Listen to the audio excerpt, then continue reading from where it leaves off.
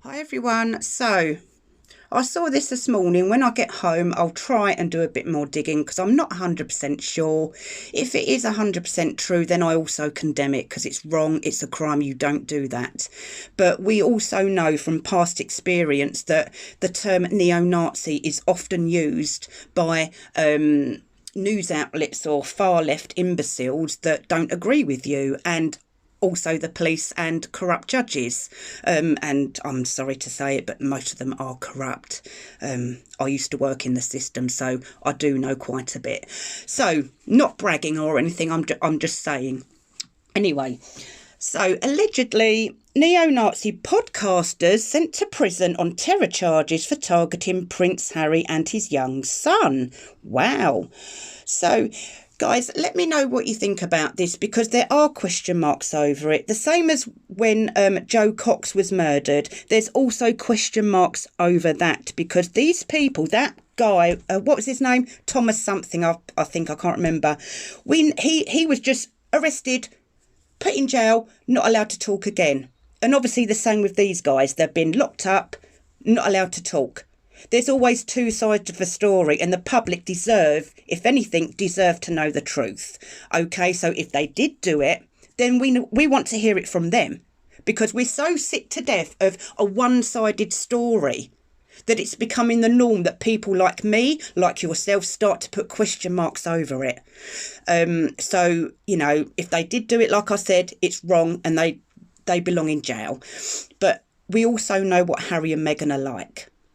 They lie, they deceive. And Harry and his court case going on, I wouldn't put it past him. I'm sorry if I'm wrong, but I wouldn't put it past him and Meghan to try and set somebody up, take out of context what they're trying to explain on their podcast, and totally set them up, knowing that the system is going to side with them because the system is woke. Let's face it, we're fucked basically, guys. Sorry to swear. But anyway, we'll have to see. But what's it say here? A neo-Nazi podcaster who called for the deaths of Prince Harry and his young son received a prison sentence Thursday, along with his co-host Thursday. Okay, so his co-host is called Thursday. Oh, by the way, this is from CP24. I've never even heard of these before. Christopher Gibbons and Tyrone Patton, Welsh anti-Semitic. Oh, sorry. Guys, I just put the mic off for a second then. Sorry about that. Homophobic and I can never pronounce that word, views, and encourage listeners of their Lone Wolf Radio podcast to commit violent acts against ethnic minorities, authorities said. Oh, okay. Lone Wolf Radio. We'll have a look at that in a minute, shall we? Oh, no, I can't, can I? Because then I've got to get out of here. Then you'll see people's names. So, right, I'll do that later. What else does it say? Using aliases on their show, the pair said the white race was likely to be genocided. Well, don't kill me here, guys. Don't attack me. But if you look outside the window or what's going on in the world, white people are being genocided. So I will agree with them on that at least, unless steps were taken to fight back. Obviously fight back in the right way, not go around killing people. They approved of the day when so-called race traitors would be hanged. That's a bit harsh, particularly those in interracial relationships. Prince Harry's wife Meghan is biracial. Yeah, well, you can't do that. That's wrong. You know, so what if people are interracially? You know, that's wrong. So if these guys are totally 100% guilty, then they belong in jail. Let me know your thoughts, guys, because we know what they're like at the end of the day. I don't know.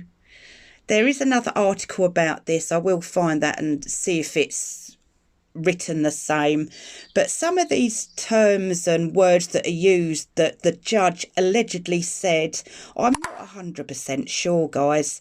Yeah, it might be true. It might be just put out by Harry and Meghan just for a bit more sympathy, to prove to the UK courts that they need 24-hour police protection, high-ranking protection. Yeah, well, we'll just have to wait and see, won't we? But anyway, lastly, you all know Fraud, don't you? Fraud and Corruption UK. He did have a YouTube channel, but a certain person in power got that taken down. Won't mention any names because fraud exposed him. Oops. Never mind. He's doing much better on Twitter, actually, because we can't have a small channel being popular, can we? Oh, dear, that's the biggest crime in the century, isn't it? Oh, dear. Anyway, so you understand how the way fraud does things, you understand the terms, the meanings, and etc, etc. Then why the hell isn't any Mexiteer in this so-called community calling these other YouTubers out when they sit and watch him, take his work, and then make out they've done it all by themselves? Why isn't anybody calling that out? It's pathetic. And they don't even give him credit. The arrogance is outstanding.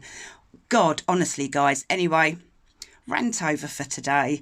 I'm off to go to work and get covered in paint and fragrance oil and whatever. But let me know what you're up to today, guys.